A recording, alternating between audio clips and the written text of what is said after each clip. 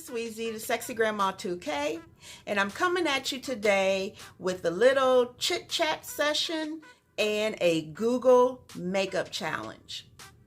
What the Google makeup challenge is you take the first letter of your first name, the first letter of your last name, you go to Google Images, and you add the word look, L-O-O-K. So for instance, mine was JS look.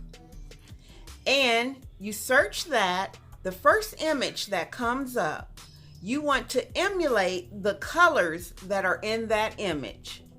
So whatever colors they are, you want to use those colors to create a makeup look. So if you want to see my epic fail of the Google challenge, plus learn a little bit more about me, then keep watching. Okay guys, here we go. So what I'm going to do is insert the pic that I found off of Google when I put the initials in, and I'm either going to stick it up here or over here. And it's the pic for the makeup look, that the colors for the makeup look that we're trying to create. So as you can see, we got some lime green going on, some black, some red, some grays, and maybe a little white or silverish colors. So let's get to it. So let me just also give y'all a disclaimer. Girl, I am not a makeup artist. I do not profess to be one. So it is what it is. I'm just practicing and trying to do something creative with color. And if you want to come with some positivity, come on in here. If you got some negativity, child, just keep on scrolling past me. The first thing that I like to do are my brows. So this is by Anastasia. It is the color Jet, and I use that to kind of create my brows. Now when I do this, it's going to look kind of crazy, so you're going to have to bear with me and trust the process.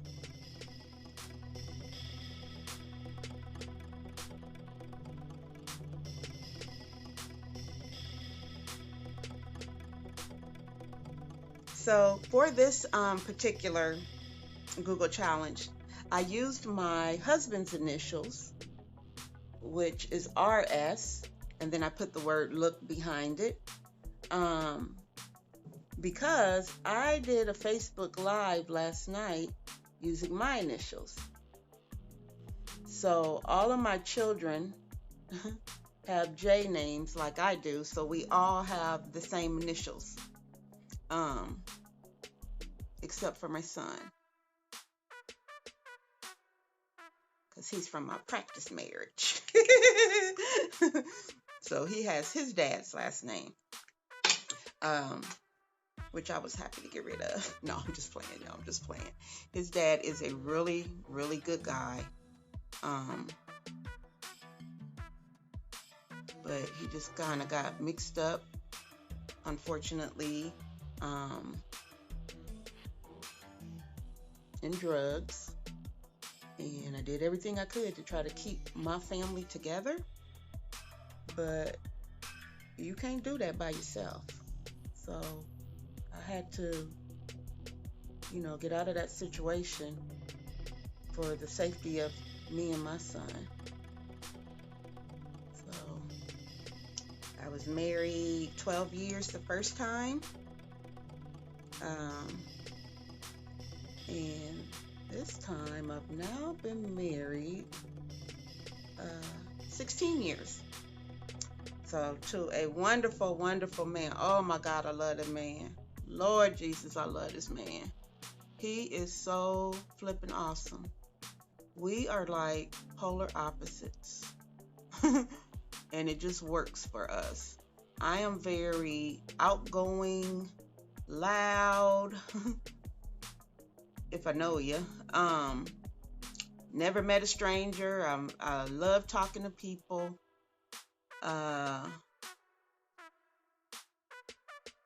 And my husband is pretty much the opposite. He liked to like sit back in the cut. He's an observer. He's a planner, a thinker, which I am not a planner. Child, I'm so spontaneous, it don't make sense. By the time, like, we want to do something, by the time he done sat and thought it all out and made a plan, and I done did it 5 times. I'm like, oh, you still on that? I done moved on to something else. So it's kind of funny. He keeps me very grounded. And I kind of get him out of his comfort zone. So it just all works. And I just praise God for that. I hope y'all don't mind me talking about myself. I was raised by a stepdad, but we would have never told you that he was my stepdad. That was my daddy. And he raised me from the time I was like 4 or 5 years old. Absolutely awesome, wonderful man. I was a daddy's girl. Unfortunately, he passed away when I was 25 of heart disease. And he wound up on the heart transplant list. That was a very trying time in my life. He was in the ICU.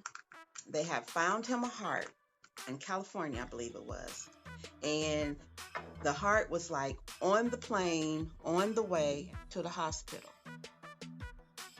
But the problem was, every time they would try to move my dad to the operating room so they could get him, prepared to receive the heart, he would cold. His heart would go into arrhythmias, and they would have to do CPR on him. And so my mom and I stayed at that hospital for a whole week. We did not see the outside, nothing. We were in that hospital with my dad. So we were sitting in the waiting room, and every few minutes, all you would hear is code 7, and they would say my dad's.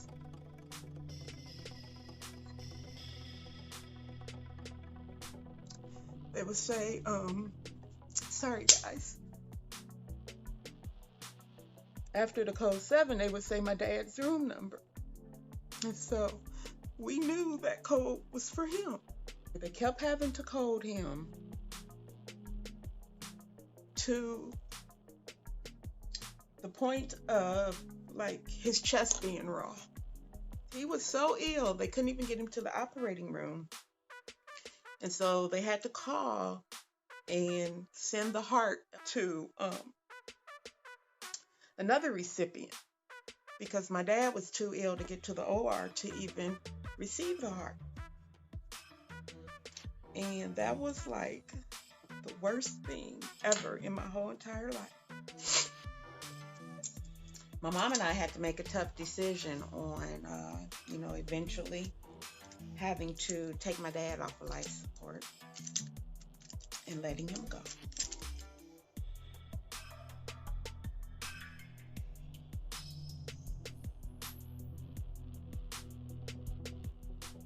And I'm gonna tell y'all, I was like so excited about turning 25.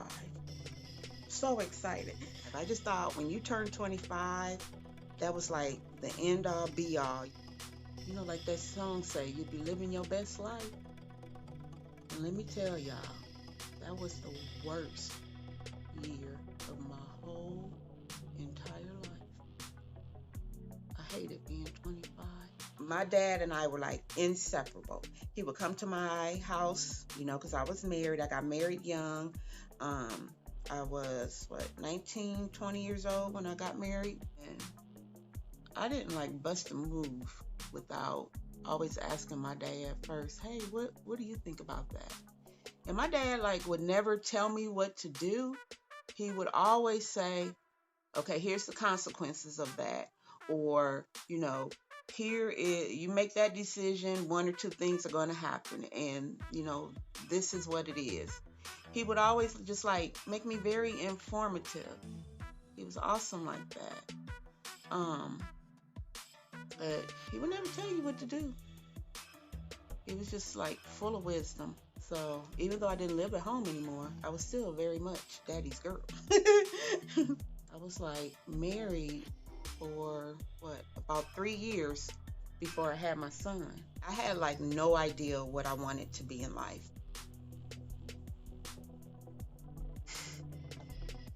I'm just so outdone. I just did this whole look and wouldn't even take it. So challenging being me. Oh, okay, let me wipe this off and start over. Hold on.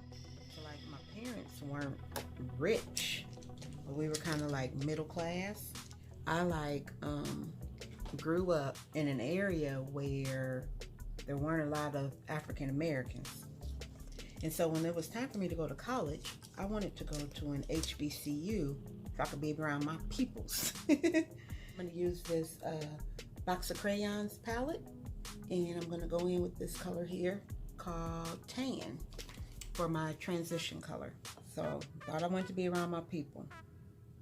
Problem was, by the time they got through schooling me, I couldn't wait to get back home. For instance, I had a roommate who wound up getting kicked out of school because of her grades. And when she wound up leaving, she took all my stuff. Like all my clothes, all my stuff. So yeah, it just wasn't a great experience for me. And there were like other things that happened, but I got a lot of life lessons out of it though. So I have to thank God for that. So yeah, guys, because of my experience with my dad, I knew good stepdads existed out there. So I'm gonna go ahead with my Morphe palette, and I'm gonna go in with this green right above my crease. Prayed that I would find a good stepdad for my son. And with my current husband, that's exactly what God gave me. He and my son have such a good relationship.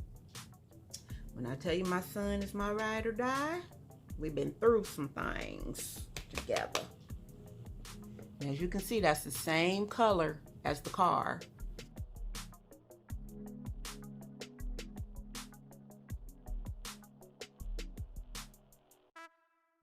I'm gonna go in with this color now, that silverish color. But anyway, the nurses that I got to witness through that whole process were so flippin' bomb. I had never seen, I know this is gonna sound strange, but I had never seen nurses in real life that were like those nurses. They were highly intelligent. They knew they crap and what they were doing. They would tell the doctors what to do. And I was just like, wow. I had never seen black nurses in that kind of role.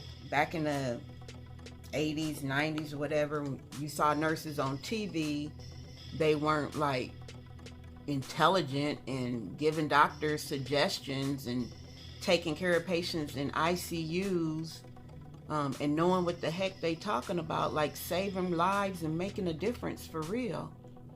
And that just gave me an aha moment where I was just like, wow, this is what I want to be. This is exactly what I want to do. And I just feel like that was another way that my dad looked out for me. Because although we were in that hospital, going through something so horrific, had we not been there, I would have never known what my calling was and my purpose was. And I just feel like that was another way that he watched over me and helped me in life. Hold on, y'all, because this story get better. After he passed away, I wound up going to nursing school. Graduated from nursing school, and I got a job at that same hospital. And guess where I worked? That same ICU that my dad was in. And not only that, I worked with many of the same nurses that took care of my dad. And it was so flippin' awesome. It was like they just took me under their wing and taught me everything I needed to know to be an awesome nurse. And I just thank God for that. Me becoming a nurse is my way of giving back what was so freely given to me. And I always try to make sure that I'm making a difference for, you know, whatever patient or family God puts in my path to care for. Because you never know, you know, who's watching you. Because those nurses, they didn't know I was watching them like that. And there might be other, you know, little black kids, any minority or any kid watching me and thinking, wow, this is what I want to be. I can do that too. I'm very thankful to God for showing me, you know, my purpose. God has been so good to me. He really, really has. He has, like, saved me from myself many, many times, if y'all know what I mean. You know, sometimes in life, you don't always make the best decisions or the best choices, and you might go left when you know you're supposed to be going right. Or you may not know what you don't know. You may not know to go right, and you just go left because that's just the way your feet move or whatever. Or your friends move. I always tell my children, gotta watch them friends. Because if you the smartest out of all your friends, it's time to get some new friends. Because you can't learn nothing from them jokers. You want to be, you know, around people that you can learn from and that are like-minded with you. So that have a goal and want to be about, you know, having a good life and being successful. You don't want to be around people that's just taking up space and wasting your time and, you know, all the shenanigans. And okay, y'all, so this is what we looking like. And I put that silver in there. I think it's looking pretty good. I told you I have 3 children. I have my son is my oldest. He's 28. And then I have my girls who are 14 and 17. Whew! That challenge is challenging. I wonder if I should put a speck of red right there, or is that doing too much? It's doing too much, ain't it? I better leave it alone. All right, guys. So I've gotten all that fall off, cleaned off. I'm gonna use the Huda Beauty primer that goes with the foundation. It really does make your makeup go on more seamlessly, and it lasts all day. I have the Huda Beauty in the color Nutmeg 520G, which means gold undertones.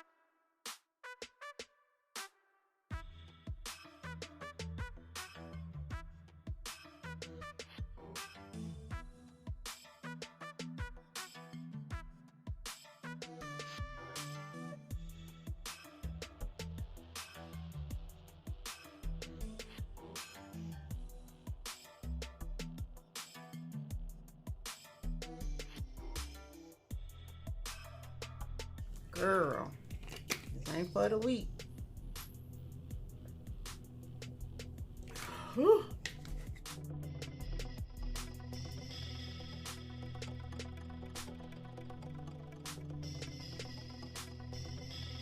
I'm going to take this Fenty Beauty, what is it, limited edition Island Bling 2-in-1 liquid eye shimmer.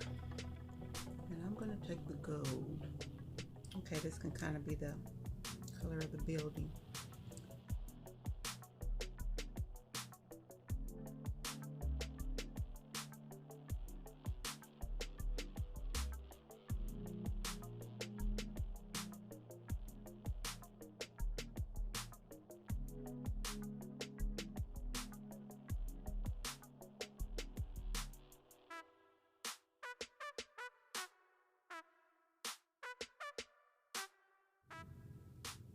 Okay, I'm gonna leave this alone because I feel like it's trying to keep me from being great.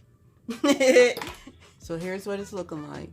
You have to let me know if that glitter totally jacked up my look, or do you think it still looks good?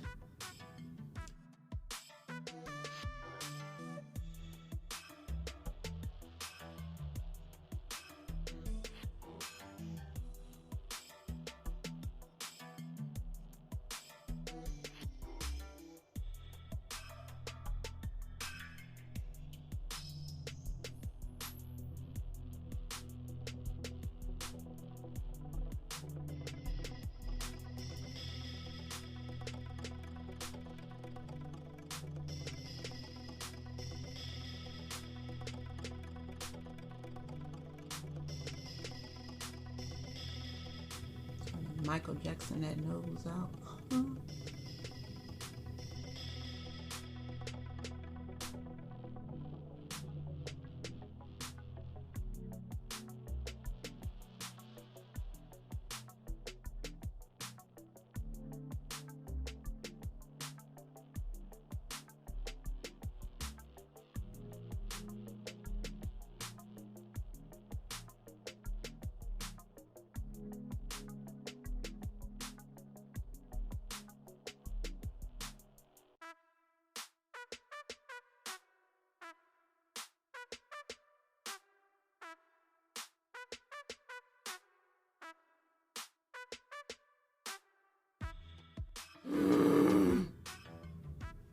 Okay, guys. I wish I had a white towel. Here, let me use the makeup wipe. I went in a white towel.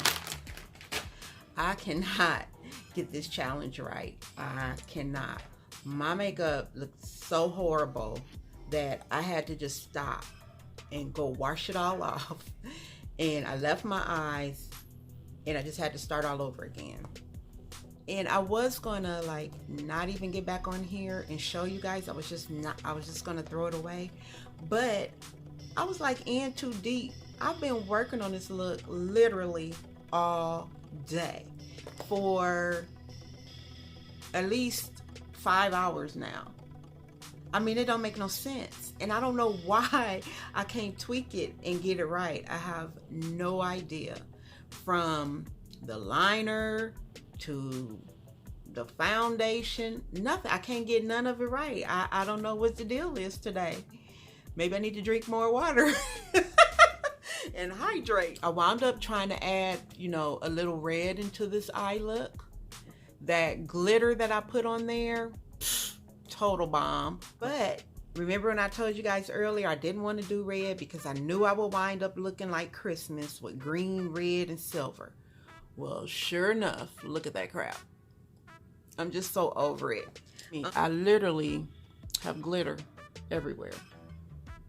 I have like all this discoloration going on. It's like my foundation won't smooth on right. My concealer won't smooth on right. I don't know. I got about like 10 different eyeshadow shades on. My eyelids have become like so wrinkled that I can't even, look at that, can't even hardly get no liner on it. I mean, granted, I still had that Fenty liner on the top of there, but it's just so thick. My whole eyelid is just thickness. And this, folks, is why we practice with makeup. You ain't gonna get it right every time. Hot, hot, hot, hot, hot mess. Look at that, y'all. I mean, a mess. What am I doing? Who am I? What is going on? So, I don't know what to tell y'all. I can't get it right. But I'm still cute, though. You know how I told you, like, when I was talking about my husband, about I just absolutely love him. He's so wonderful. But I want y'all to know, that don't mean, like, things are perfect and that we ain't been through nothing. We've been through some crap. Trust and believe. There were days when I couldn't stand him, but I still loved him. You know what I'm saying? I still love that man. I was gonna say, you know, like how old folks used to say, love they dirty draws. But there have been days when he ain't been so lovable. And I'm sure there's days when I ain't so lovable. It ain't always been rosy. I remember one time he was like ready to leave, and he called his mom, and his mom told him, well, you come on home. And I was like, called her back and told her, if he come home, all of us coming home with him. I mean, you know, you just have to hang in there. You have to work through things, and you know, you're gonna have some good days and you're gonna have some bad days. And right now, I'm living my best life. So God is good all the time and all the time. Y'all know what's up. But yeah, I just wanted to say that. I don't want y'all to think that, you know, I was trying to be extra and fake. I'm not. I might be a little extra, but I ain't fake. I like keeping it real. I like to take my spoolie and I just kind of pull them down because they're so curly. I like to straighten them out a little before I put my lashes on, because otherwise my lashes get caught up in these curls. And the way things going today, them lashes ain't finna go on right. Watch. The reason that I like using these is because I can put the lash in there. I can set this thing down just like this on the table or whatever and wait for the lash glue to get tacky while I'm doing other things. So this is why I like this thing over using tweezers. Now I still do use tweezers to kind of get them right on the edges, because sometimes it don't pop on just right. Yeah, then I'm just going to sit it down, and I'm going to do the exact same thing with the next one. Now, had I had that in them tweezers, I'd have to hold it, do all that blowing, fanning, yada yada. I ain't got to do that with this little applicator. And with my lashes, I like using the dual glue, and I use the brush on glue because it has a little applicator, and it allows me to be able to put it on the lash, you know, apply the glue on the lash a lot easier than this tube. I have my lashes by Sooooooooo Chanel. As I told you guys, my favorite Facebook makeup artist. She is bomb. If you don't know her, check her out. Now, y'all, normally I can plop these lashes on. I done got good at it. But I know it ain't finna happen. You watch and see what I tell you. And I hate to be confessing stuff. You have what you say. But my epic Google challenge fail.